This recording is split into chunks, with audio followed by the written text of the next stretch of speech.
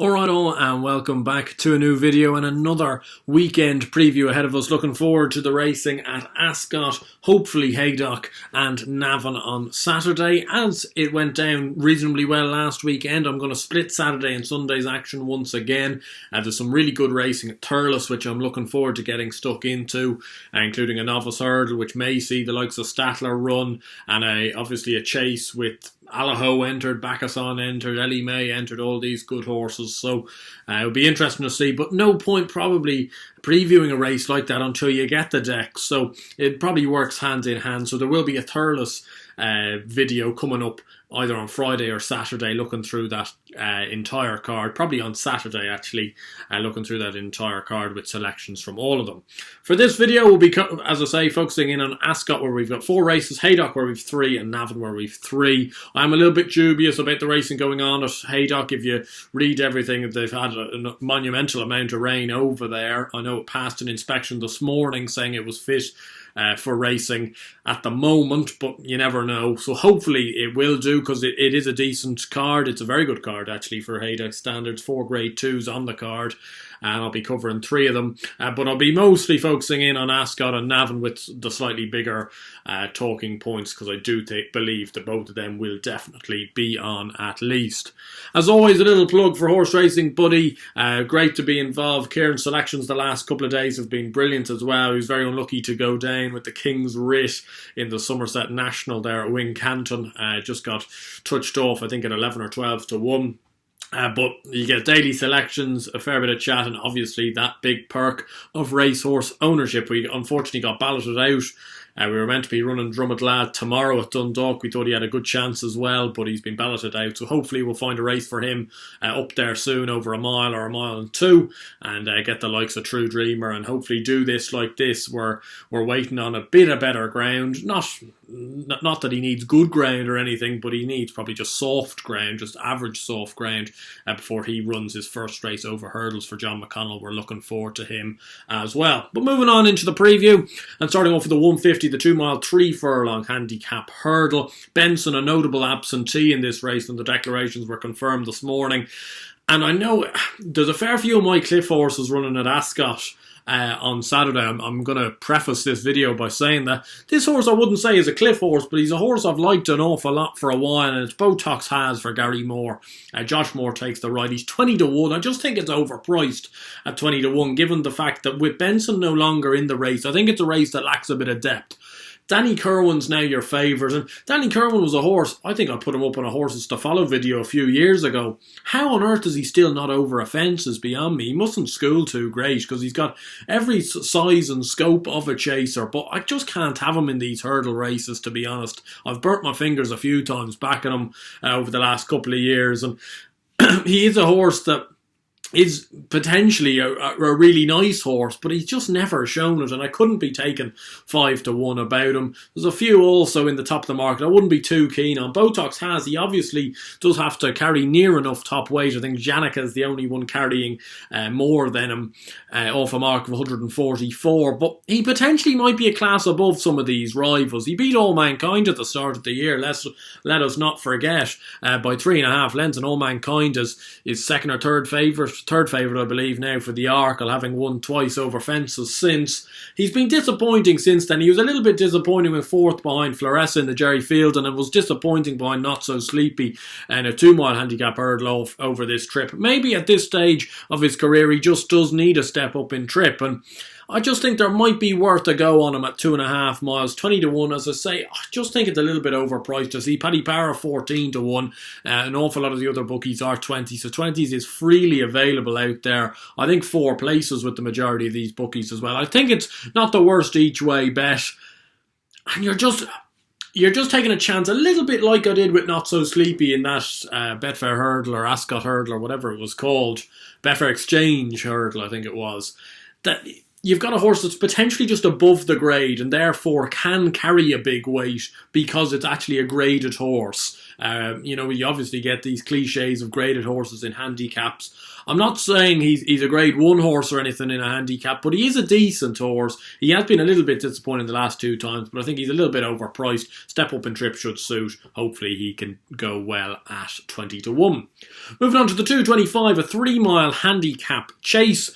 I'm going to take one who's returning down to a decent enough weight, and it's a horse called Townshend for Nigel Tristan Davis. Jamie Neal takes the ride. The Neal family own this horse, as they own, I think, Splash of Ginge and the Hollow Ginge, and all those ginges are all their colours as well, so I believe. This horse running off a mark of 135. He won this time last year over course and distance off a mark of 136 with Jamie Neal's in the saddle.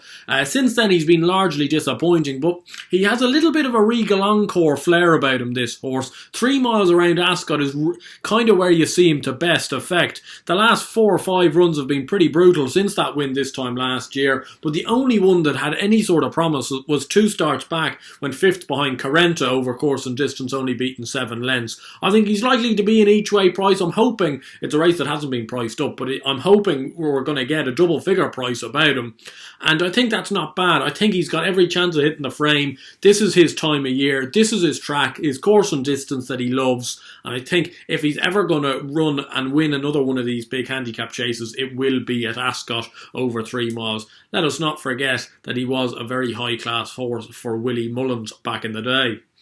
The 3 o'clock is the 2.5 mile or 2 mile 5 furlong handicap chase with Benny's King, Good Boy Bobby and Dashel Drasher near the top of the market. And you guys, I know a few of you will be saying, don't say his name, don't say his name. And I'm going to say his name. It's Windsor Avenue for Brian Hughes and Brian Ellison. This is the last chance. I do believe it is the last chance for Windsor Avenue. He's in here 7-1. I think when you look at his form over fences, it's not actually bad form, but going to Cheltenham, I thought he had a massive chance in that big 2.5 mile handicap chase. It was the Paddy Power, I believe.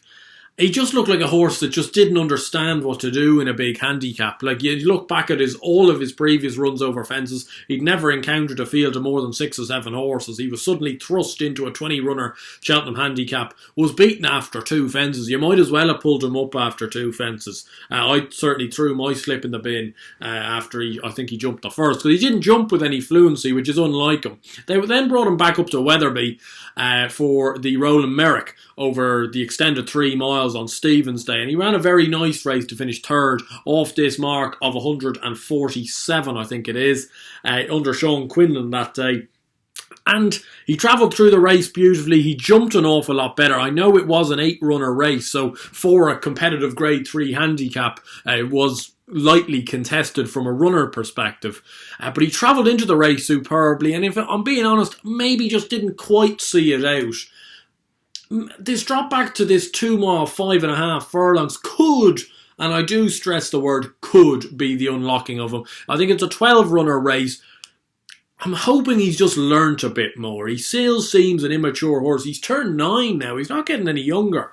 But you've got to hope that at some stage things click in his mind. I think the ability's there for him to win a big handicap of 147. Whether he's going to do it or not in his career, I'm not so sure at this stage. But you look back at some of his form, coming second to Imperial Aura, beating 2 lengths, that race has worked out pretty well. He obviously won a few decent enough chases last year, beating Ballymoy and beating Western Rider, Warren Greatrix's, who's no longer with us, unfortunately. But I just think this is last chance saloon. If he gets absolutely stuffed in this race, I just can't go to the well anymore with this horse. But this trip mostly is what I'm crying out for. You know, it's a 12-runner race, 2 mile 5. I'd be scratching my head if Saturday's not the day. If he can't be bang there on Saturday, like, fair enough, if he gets beaten ahead in 3rd or something, I'd back him again, probably somewhere down the line. But if he can't be bang there on Saturday, I just can't understand what sort of race he'll end up winning down the line. So 7-1, Windsor Avenue, last chance saloon for the Cliff. The 335, the biggie. this is a class race, I think, as these 2 mile chases go. Politologue, Gars De Sceaux waiting patiently. Even the likes of First Flow, Duke de Ginevra bring a pretty decent enough level of form to the table. And it's a race that honestly you could sit on the fence with. I could see Politologue winning. I could see Deffy rolling back the years. I could see Waiting Patiently winning. I could see First Flow running very well on heavy ground. He loves Ascot as well. But you're not watching this video for me to sit on the fence, and I'm going to select one. It wouldn't be a massive shout, as always, though, because, as I say, for a race that you could so easily sit on the fence, usually is an indicator that it's not a great betting race, or not a race to be ploughing in on. But the one I will put up as my selection, and probably will back, is Waiting Patiently at 5-2. I've slight notions about this horse, I won't lie. I do love the horse. If you follow me on Twitter, you know I have an unhealthy obsession with Brian Hughes. But this horse, when he won the Ascot Chase a couple of years ago, and he absolutely hacked up beating Q Card by 2.5 lengths.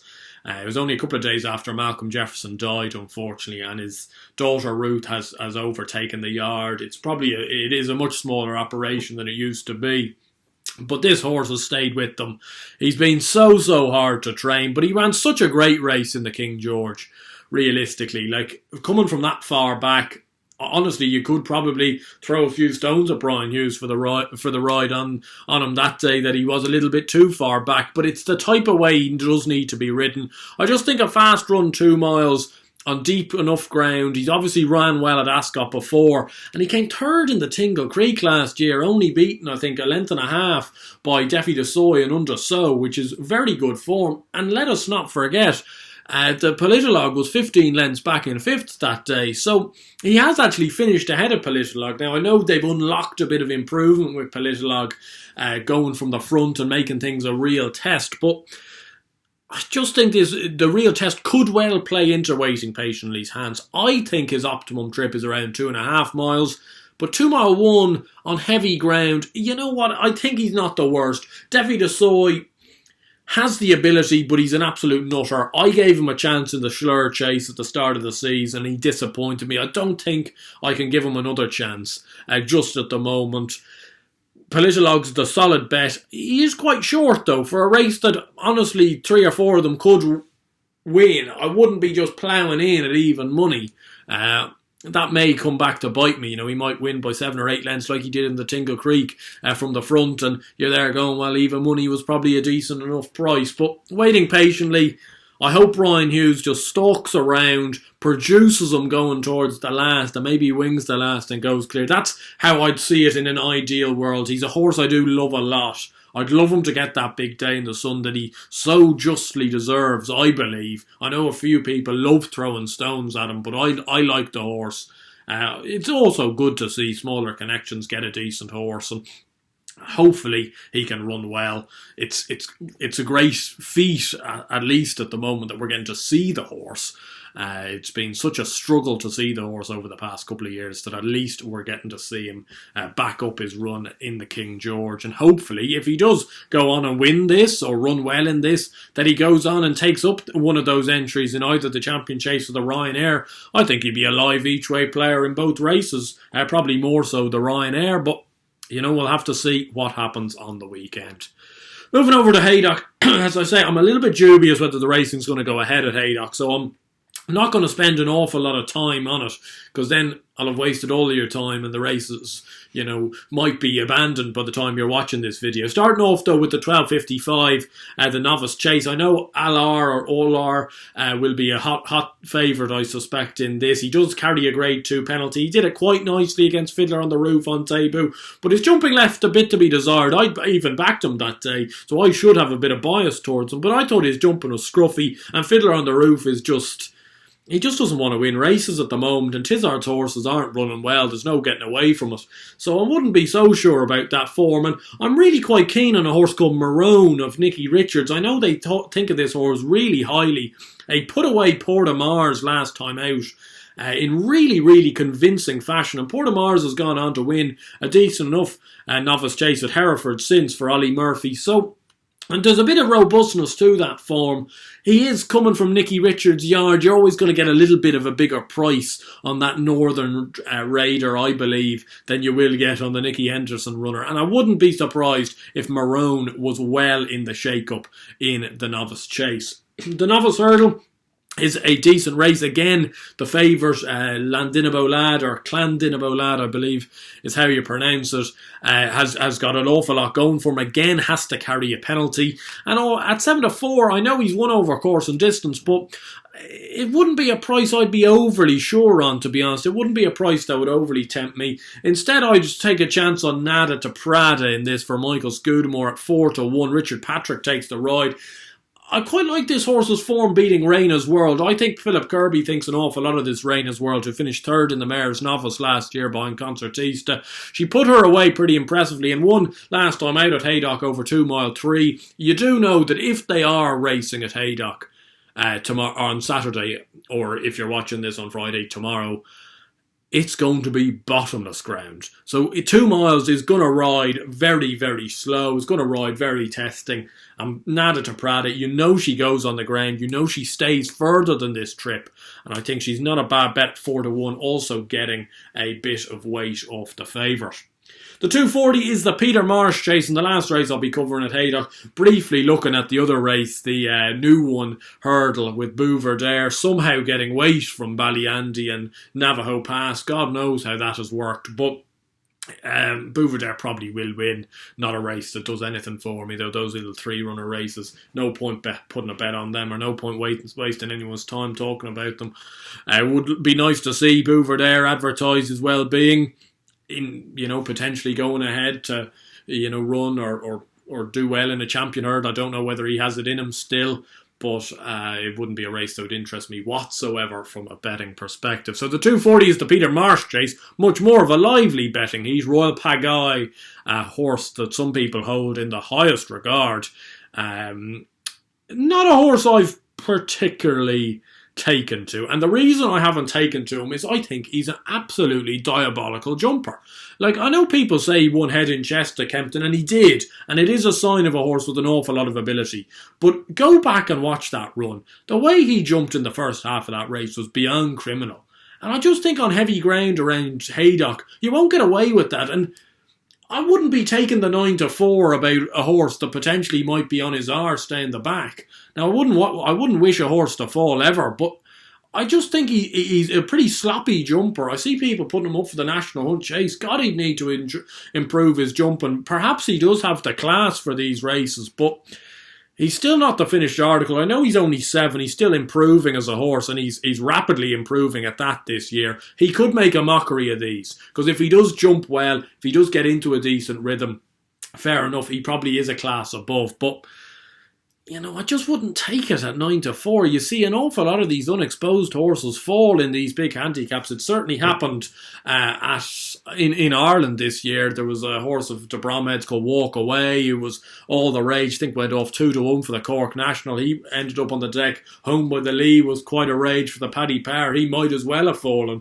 He made so many mistakes. So it wouldn't be for me. Instead, I'd take a chance on another Twiston Davis horse returning to a winning mark, and it's Crievehill at 14-1. You're taking an awful lot of a leap of faith on this horse, that it's just, maybe a race they've targeted. He won around Haydock over 3 mile 1 off a mark of 145 back in 2019, and since then he's been off loftier ratings. Before that he finished 4th in the Kim Muir behind Any Second Now in the 2019 renewal. Running a good race that day. He stays very well. He handles this type of ground pretty well. And he's just been off loftier marks where he hasn't done the business whatsoever. But returning to Haydock, a track he's won on before, back to his last winning mark of 145, I thought it might be worth a few quid each way at 14-1. I think there's more juice in that type of angle, with a horse returning to a winning mark at a course he loves, rather than taking 9-4 about a horse potentially getting round. I do like a bigger priced horse, usually speaking, and I think Crievehill might be a little bit overpriced at 14-1. Moving on to Navan, just covering 3 at Navan, and it's the first 3 races. I think the rest of the card's a bit of a minefield of real low grade stuff, and also a beginner's chase, which potentially Lord Royal might run away with if he's back to his best. But starting off with the 1250, a really competitive novice hurdle, and I'd be very keen on the Thedevilscoachman in this for no meat and Mark Walsh. I want Mark Walsh to have an absolute beano on Saturday based off these selections. The Thedevilscoachman's a nice horse. He won at Naas, the 4-year-old bumper, the first 4-year-old bumper of the year, at Lawler's and Naas Day last year, the day Envoylen won, and he won very impressively that day, beating Shakespeare's Word, who there was an awful lot of word for Shakespeare's Word on track, as there was for a Gordon Elliott horse called the Caretaker, and he dispensed the two of them very easily, then won his maiden hurdle down in Cork very nicely before finishing 5th behind Appreciated in the Future Champions race at Leopardstown. He ran very nicely that day for an awful long way, got a little bit tired near the end, but I think back into an ordinary novice here, he's got every chance. I see on the forecast, we don't have official betting for this race. On the forecast, he's second in at 11-4. I'm not sure whether he will be second in, to be honest, but I think he will be a backable price of that nature. That's because he's going to have to give off almost a stone to Riviera d'Etel of Gordon Elliott. Very hard to quantify how good that mare is, but she's going to have to step up an awful lot, even on that maiden hurdle performance that punches down on New Year's Eve. I do think that wasn't the strongest race. I think the Thedevilscoachman brings a bit more of a robust level of form to the table, and I think he'd be hard beat for No Mead and Mark Walsh. The 120 going again for Mark Walsh and JP, as you'll see, as I say, throughout these Navan selections. Moving with Gars De Sceaux. I know this horse was very, very highly regarded by those who know the point-to-point scene. He won a point-to-point at Bars Hill, beating a horse called Magic Tricks, who's now also trained by Gordon and owned by JP, who won a maiden hurdle and was a bit disappointing in the Moscow Flyer last week even, behind The Real Deal. This Gars De Sceaux, he was second behind Hookup on his rules debut over 2 miles. He didn't jump very well that day, and Hookup just had an awful lot more speed. I think back up to a trip of 2.5 miles could see this horse to a much better effect after obviously winning a 3-mile point-to-point. It might also help him jump a little bit better. They're not going quite as quick. It does seem a tricky enough race. As I say, the forecast has him in here at 100-30. I don't know whether you're going to quite get that price on the day, but I do think he's got an awfully good chance here, stepping back up in trip. As I say, he was very, very highly touted as a point-to-point winner. Was a little bit disappointing, I think. I think quite a lot of people were disappointed with his opening effort behind Hookup, but hopefully there will be improvement in the tank. Gordon's are running a bit better now than they possibly were when he made his debut, and also Gordon's weren't running great over Christmas either. So perhaps there might be a bit of juice in backing Gars De Sceaux at 100-30. Moving on to the 150, the final race I'm going to cover, a very competitive handicap hurdle. Column of Fire, a very interesting runner at the top of the weights. Based off this, it wouldn't surprise me at all if they are Coral Cup bound with Column of Fire. I don't think he'll be winning at Navan on Saturday, that's for sure. The horse I quite like in this comes for JP, Eddie Harty and Mark Walsh, and it's a horse called Damalisque, who was all the rage in a course and distance, or was it course and distance, or was it Naas?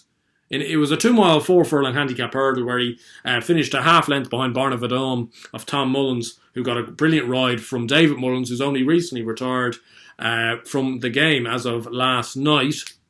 But she was all the rage this day, Damalisque, going into 5-2. Previous to that, was second behind Mountain Leinster in a flat race over a mile 6, had been off the track for 2 years prior to that. I think the Harties think a fair bit of this horse. Moving up to a mark of 123 and into an awful lot of a better standard of race, you'd have to be a little bit concerned by those factors. But that being said, still not off that bad a racing weight, because it's the horse is stepping up in class now, and I think you might be able to get an each way price about Damalisque, hopefully around the 8-10 to 1 mark, and we can back it each way. Obviously over 5 or 6 to 1 I'd be backing each way. Under that you do somewhat have to back it on the nose, but I really would hope that the horse wouldn't be shorter than 5 to 1 in as competitive a heat as this.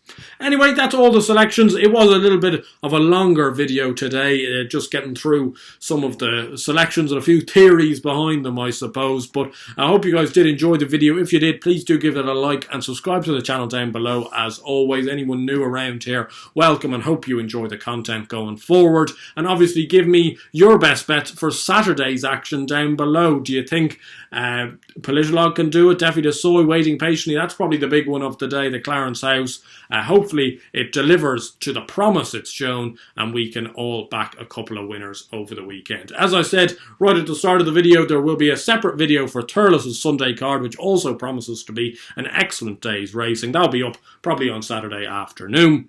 And until then, stay safe, stay lucky, land a few bets in the interim, and I'll see you guys then. Cheers.